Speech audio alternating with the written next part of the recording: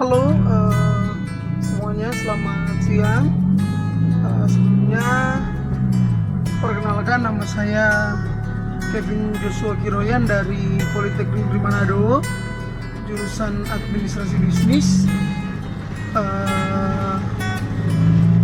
program studi Manajemen Bisnis. Sebelumnya saya minta maaf karena hari ini saya dalam kegiatan bekerja, maka saya saat ini ada di dalam kendaraan mobil. Saya mohon maaf jika dalam presentasi saya sedikit akan ada gangguan. Saya mohon maaf. Dan ini adalah tugas lobby dan negosiasi. Saya berharap di hari ini kita semua dalam keadaan sehat, dalam keadaan yang baik, dan tetap di rumah. Tapi saya mohon maaf, hari ini saya tidak bisa di rumah karena saya bekerja, dan saya akan mempresentasikan yang pertama adalah persiapan bernegosiasi. Kenapa kita harus melakukan persiapan sebelum kita bernegosiasi? Namun sebelumnya, saat ini dalam keadaan hujan, maka kemungkinan akan ada terganggu suaranya. Ya, dan lagi materi yang pertama yaitu persiapan sebelum melakukan negosiasi. Kenapa kita harus melakukan persiapan sebelum bernegosiasi? Karena jika kita tidak melakukan persiapan, maka artinya akan ada kendala-kendala yang terjadi selama kita melakukan negosiasi. Saya akan membahasakannya sesederhana mungkin dengan menggunakan bahasa sehari-hari, yaitu bahasa Manado. Nah, siapa orang mesti melakukan negosiasi itu harus ada persiapan, karena kalau turunnya ada persiapan, maka akan ada gangguan-gangguan yang terjadi, seperti kemungkinan kalau turunnya mempersiapkan diri terlebih dahulu, seperti mempersiapkan tata bahasa, mempersiapkan mungkin penampilan kita harus dipersiapkan. Kalau turunnya persiapkan itu, maka akan terjadi seperti mungkin salah kostum ya. Mungkin di saat kita akan bernegosiasi di tempat yang santai ya. Karena tidak melakukan persiapan, orang datang menggunakan baju yang rapi, pakai jas, pakai dasi, padahal tempatnya itu atau kostumnya itu biasa digunakan santai saja. Pasti orang mau rasa malu tuh kalau orang datang bernegosiasi itu nyanda tempat di kostum dong. Nah, juga orang harus persiapkan materi-materi apa yang akan orang bawa. Nah, yang orang negosiasikan itu apa dulu? Kalau orang nyanda persiapan dulu, nah akan terjadi yang namanya orang minta udah materi apa yang nantinya akan orang sampaikan. Karena kalau orang sampaikan itu materi yang lain, tidak tepat, tidak sesuai dengan materi atau tidak sesuai dengan kegiatan yang harus orang orang melakukan negosiasi. Nah, persiapan seperti yang saya sampaikan tadi, baik itu secara materi, secara penampilan, dan overall semuanya itu harus dipersiapkan terlebih dahulu. Karena seperti yang saya sampaikan tadi, kalau orang yang melakukan persiapan dengan baik, orang yang melakukan ini persiapan ini, karena juga dalam bernegosiasi orang harus mempersiapkan trompet diri seperti mental. Nah, trompet mental itu ini boleh mental yang asal-asal. Kalau mau bernegosiasi, orang mesti punya pendirian teguh dalam trompet negosiasi, dalam trompet materi-materi yang nantinya akan terus sampaikan. Kalau orang melakukan itu dalam persiapan pasti sekali lagi orang mau ngawur, orang mau kelabakan, orang yang akan sesuai dengan materi atau apa yang orang akan negosiasikan, seperti itu. Jadi ketika orang bernegosiasi, persiapan itu sangat penting, karena persiapan itu dimana orang mau belajar, dimana orang mau menguasai materi, sehingga bisa orang melakukan negosiasi, artinya orang bisa menemui ini win-win, atau orang yang menang, atau lawan orang yang akan artinya kalah dengan orang siasat orang materi-materi yang nantinya orang sampaikan. Karena dalam bernegosiasi itu alangkah baiknya jika orang yang menang dan mereka yang kalah, ataupun orang yang menang mereka yang menang, seperti itu. Jadi orang tidak mendapati kerugian dalam bernegosiasi. Jadi persiapan ini sangat penting. Sekali lagi, persiapan sangat penting, karena tanpa persiapan, ya tanpa latihan, semua akan kocar kacir, semua mau terjadi tidak sesuai dengan apa yang orang harapkan, seperti itu. Nah, materi yang kedua adalah ciptakan suasana yang menyenangkan pada saat bernegosiasi. Nah, kenapa orang harus mempersiapkan atau kenapa orang harus melakukan negosiasi itu dengan suasana yang menyenangkan? Ya, kuncinya pasti semua orang suka kegiatan yang menyenangkan, ya. Semua orang suka dengan kegiatan yang menyenangkan.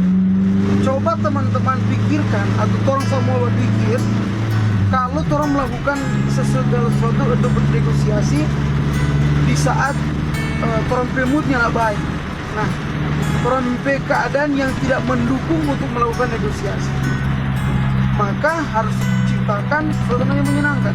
Kalau orang memaksakan orang diri atau memaksakan orang lain melakukan negosiasi dengan keadaan terpaksa, maka orang juga yang akan menerima orang masukan, orang kritikan itu tidak akan menerima dengan baik, karena sudah diawali dengan keadaan yang tidak menyenangkan. Nah, bagaimana orang berperasaan ketika orang mau berbicara dengan orang lain, atau orang lain yang mau berbicara dengan orang, terus orang berperasaan lagi enak-enak, nah akan terasa canggung, orang akan mau saling berbicara, akan merasa canggung, akan merasa malu, karena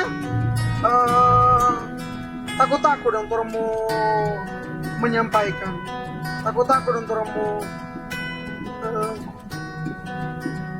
karena suasananya sudah tidak menyenangkan, suasananya sudah artinya suasana sudah bikin tegang pada orang terlebih dahulu, dengan melihat kenapa tuh orang lawan negosiasi so tidak suka dari apa orang, atau di pemuka mungkin murung-murung, atau kenapa ini bapak ini pemuka atau orang lawan negosiasi ini di muka-muka berot. Nah, kalau orang memaksakan itu, maka orang penegosiasi tidak akan berjalan dengan baik. Orang penegosiasi akan mendapat kendala, karena sekali lagi orang yang orang ajak bicara sudah tidak menerima, karena dari orang diri sendiri juga lagi tidak baik dan dalam keadaan tidak baik untuk melakukan pembicaraan. Nah, maka dari itu orang harus menciptakan suasana yang menyenangkan. Seperti begini, orang ajak baku sedu dulu. Artinya baku sedu bukan baku sedu soal orang kegiatan negosiasi, melainkan ajak baku sedu dengan hal-hal yang lain. Karena dalam kegiatan bernegosiasi ini tidak ada cerita baku sedu. Orang harus serius, tapi santai. Tapi sekali lagi, orang pakai baku sedu dalam artian panggilan, bapak dok atau ibu dok cantik sekali hari ini. Artinya orang dia puji-puji sedikit dulu pada orang, karena sekali lagi orang itu harus manusia itu harus akan pujian. Nah, jika orang berikan pujian pada orang tentang pakaian, tentang orang penampilan hari itu, maka mungkin orang akan merasa senang dengan kegiatan itu. Mungkin orang akan merasa bahagia dengan torompe yang orang sampaikan. Dan sekali lagi, gunakanlah bahasa-bahasa yang santai ketika orang bernegosiasi. Tapi orang juga harus tahu tempat. Jadi kalau mau orang bernegosiasi dengan hal yang tidak terlalu resmi, orang pakai dengan bahasa-bahasa yang santai saja.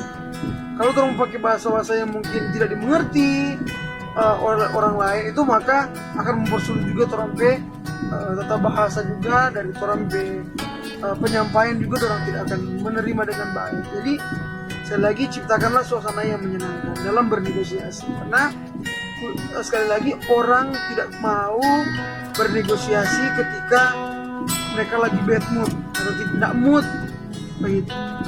Itu kan setengah mati. Jadi orang harus punya siasat-siasat untuk bagaimana orang akan menciptakan suasana yang menyenangkan bagi orang atau lawan negosiasi kita.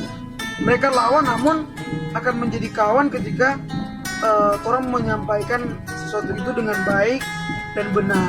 Seperti itu. Yang ketiga adalah cara menyampaikan usulan juga tawaran. Nah, sekali lagi, semua orang itu sukanya dengan orang yang ramah, dengan orang yang asik, kalau orang mengajak berbicara. Kenapa orang suka dengan asik? Karena artinya orang mau menyampaikan itu santai, tidak terlalu kaku. Jadi bagaimana orang cara mau menyampaikan orang usulan dan tawaran? Pastinya orang itu harus tanamkan orang pemikiran dulu bahwa lebih asik itu berbicara dengan orang yang asik bicara, dengan orang yang artinya tidak Carlota dah. Jangan mas terlalu asik berbicara kok sudah jadi pemikiran orang Carlota. Tapi artinya dengan berpikir, dengan berbicara dan sesuai dengan materi pembicaraan, juga sesuai dengan tujuan dari orang bernegosiasi. Jadi dan juga dengan menggunakan, jika orang mau melakukan tawaran dan juga masukan usulan begitu, harus dengan bahasa yang baik. Nah, jangan karena orang terbawa dengan emosi, terbawa dengan situasi dan kondisi ketika orang mau ketika dalam keadaan bernegosiasi, maka terus gunakan bahasa yang keras, terus sudah menggunakan nada yang tinggi, ya. Nada yang tinggi artinya orang emosi itu diluapkan dalam kegiatan usulan itu, atau dalam kegiatan orang bernegosiasi menggunakan bahasa makian. Itu tidak baik, karena orang juga tidak akan menerima. Selanjutnya, gunakanlah bahasa yang mudah dimengerti. Pakai bahasa-bahasa yang orang itu dengan itu dan langsung tangkap kan. Kalau orang pakai bahasa-bahasa yang tidak dimengerti, ya, tidak sesuai dengan bahasa yang dimengerti oleh lawan orang bernegosiasi, atau ketika orang mengusulkan itu dengan bahasa yang rumit, maka orang yang menerima orang usulan itu bingung dan dengan apa tuh DP maksud itu dia sampaikan. Jadi kalau seandainya orang di Manado, gunakan juga, kalau umpama itu tidak terlalu resmi, gunakan bahasa Manado. Yang pasti orang juga yang orang melakukan negosiasi itu adalah orang Manado. Jangan orang pakai bahasa Manado dengan orang Melayu. Masa orang pakai bahasa Manado ke orang Melayu, pasti lu tidak mengerti. Jadi gunakanlah bahasa-bahasa yang mudah dimengerti oleh orang lawan negosiasi, atau ketika orang mau menyampaikan usulan, ketika orang mau menyampaikan tawaran, gunakanlah bahasa-bahasa yang mudah dimengerti dan juga menggunakanlah bahasa-bahasa yang baik. Selanjutnya, jika orang melakukan usulan, orang harus tahu juga apa maksud dari materi yang sudah disampaikan. Maka jadi tadi saya sampaikan di poin yang pertama adalah orang harus persiapan dulu. Dan jika orang mau usul masuk di poin yang pertama tadi, orang persiapkan dulu orang usulan, bagaimana usulan itu supaya dapat dimengerti, supaya dapat diterima. Nah, orang sampaikan dan juga harus orang tahu apa yang disampaikan oleh lawan dari orang negosiasi. Dan juga bagaimana cara orang menyampaikan tawaran. Sekali lagi memang dalam berbisnis juga orang memiliki keuntungan, ya, memiliki keuntungan. Dan juga jika orang melakukan negosiasi berbisnis, pasti orang mau orang yang menang. Dan bernegosiasi juga orang mau orang yang menang. Nah, di sini jika orang melakukan penawaran, alangkah baiknya jika orang menawar itu sesuai dengan barang atau apa materi yang disampaikan atau apa item-item yang disampaikan harus sesuai. Jangan orang mau menawar sudah sesuai dengan harga jual, atau orang menawar tidak sesuai dengan yang terjadi pada saat itu. Orang mau orang yang menang, orang mau orang yang untung. Jadi alangkah baik jika orang menjadi pembisnis yang baik, orang harus gunakan atau orang harus tahu cara menawar yang baik. Sekali lagi, untuk poin yang ketiga ini adalah bagaimana orang menyampaikan usulan dan juga tawaran. Yang pasti gunakanlah bahasa yang baik, ya. Yang kedua, gunakanlah bahasa-bahasa yang mudah dimengerti. Dan orang juga harus tahu situasi dan kondisi, ya. Termasuk di poin yang keempat. Tadi poin yang ketiga, bagaimana orang yang menyampaikan usulan, bagaimana orang menyampaikan tawaran. Nah, ini berbalik. Bagaimana lawan negosiasi kita yang akan menyampaikan tawaran, dan bagaimana orang yang akan menyampaikan usulan, bagaimana caranya orang menerima. Yang pastinya sekali lagi, ketika orang melakukan penawaran atau usulan, orang harus tahu, orang harus mengerti dengan bahasa-bahasa yang mereka sampaikan. Sekali lagi, jika orang sudah sampaikan usulan, maka orang harus alangkah baiknya untuk dicatat usulan mereka dan menjadi bahan pertimbangan pada orang. Harus menjadi bahan pertimbangan pada orang.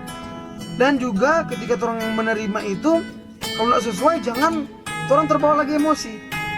Jangan orang karena orang bilang, lu tidak sesuai itu pak dengan orang pe materi, atau masa pagi itu di usulan, atau orangnya menerima dengan di usulan itu. Jangan orang terbawa emosi, jangan orang marah pak orang pe lawan negosiasi itu karena usulannya tidak sesuai, itu menghina. Bisa sekali udah di usulan sana. Padahal orang harus menerima itu dengan baik. Orang harus menerima walaupun itu tidak walaupun itu tidak masuk atau sesuai dengan orang pe yang harus orang sampaikan atau yang harus orang terima. Orang harus menjadi bahan pertimbangan dulu. Apakah ini usulan ini bisa diterima, atau usulan ini kok terus subas tadi sudah perlu dipertanyakan lagi, sudah tidak perlu diberikan usulan lagi, ya. Seperti itu. Dan juga sekali lagi, ketika orang sudah menyampaikan sesuatu yang baik, pasti lawan negosiasinya orang juga akan menerima itu dengan baik atau akan membalas itu juga dengan bahasa yang baik, bahasa yang mudah orang mengerti. Dan jika mereka melakukan tawaran, orang juga harus berpikir, tawaran ini sesuai tidak dengan orang pe keinginan, ya, seperti itu. Tawaran ini sesuai tidak dengan harga jual dari barang yang orang lakukan negosiasi ini, atau tawaran ini menguntungkan tidak for orang, atau terlalu merugikan tidak for orang, seperti itu.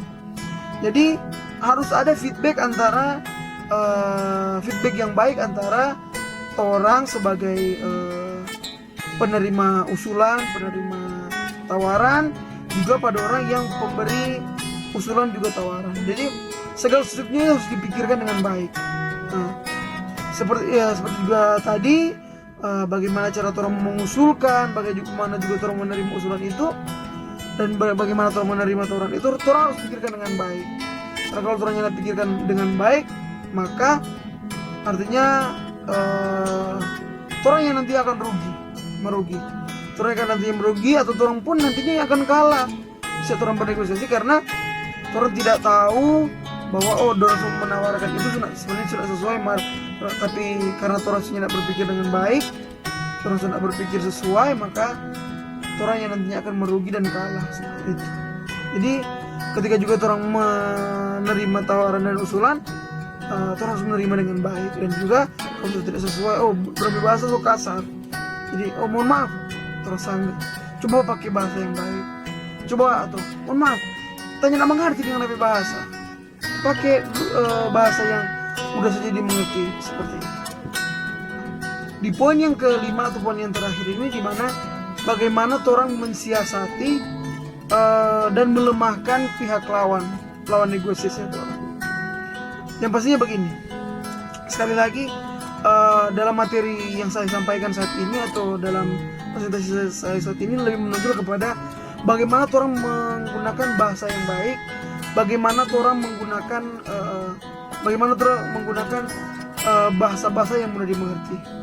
Nah, pasti kalau sudah dari awalnya, ketika orang datang bertemu dan memberi salam, memberi sapa, dan juga orang memberi mereka pujian, memberikan menunjukkan bahwa orang ini adalah orang yang asik diajak berbicara, maka orang akan terbuai. Artinya orang akan ikut dengan orang pe siasat yang ada. Orang akan, artinya kalau mau bilang orang mau tak colo, karena begini, orang so asik-asik berbicara, asik-asik menerima tawaran dan usulan, asik-asik mengembalikan atau asik-asik orang berbicara dengan orang, maka orang sudah tahu ternyata itu merupakan orang salah satu siasat. Nah, artinya melemahkan bukan memojokkan, tapi melemahkan artinya orang akan menerima setiap orang pe usulan, orang pe tawaran, setiap orang pe materi yang orang sampaikan, orang akan menerima dengan baik. Nah, jadi siasatnya adalah orang harus persiapan dulu. Nah, orang harus matang dengan orang pe visi, mantap dengan orang pe materi, mantap dengan orang pe bahasa, mantap dengan orang pe pribadi dulu. Nah, ketika orang dengan kenapa saya sampaikan mantap dengan orang pe pribadi dulu, karena kalau orang itu lemah, maksudnya orang pe mental itu lemah, ketika orang menyampaikan orang pe itu, orang kurang tahu.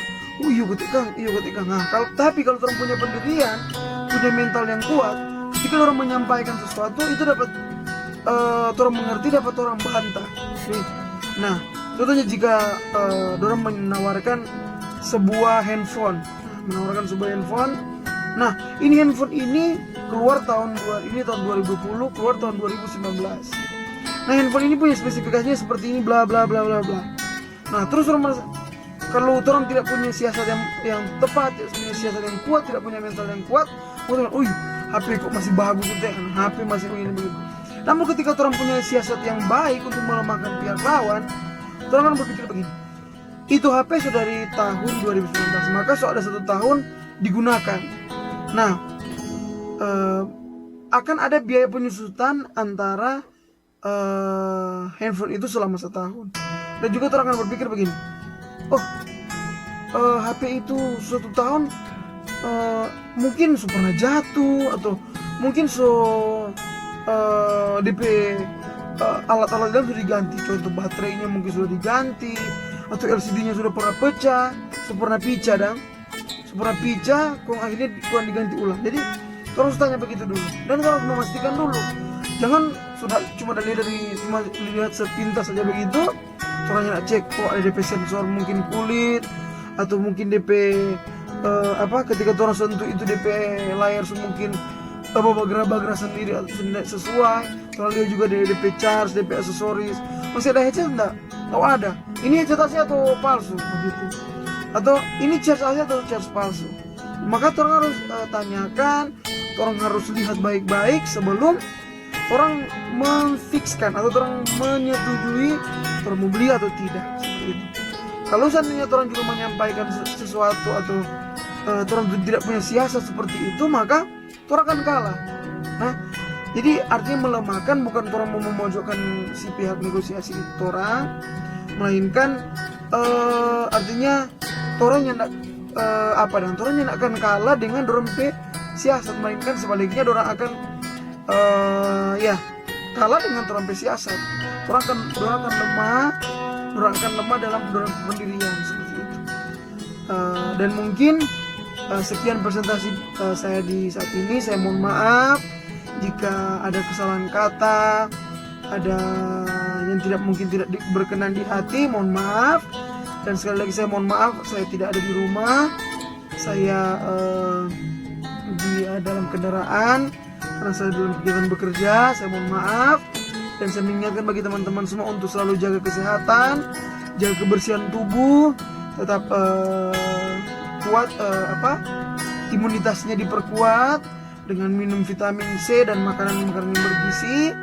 Dan saya sampaikan untuk tetap stay at home, tetap di rumah saja, lakukan kegiatan-kegiatan yang lakukan kegiatan-kegiatan yang disukai, dan juga lakukan kegiatan-kegiatan yang positif.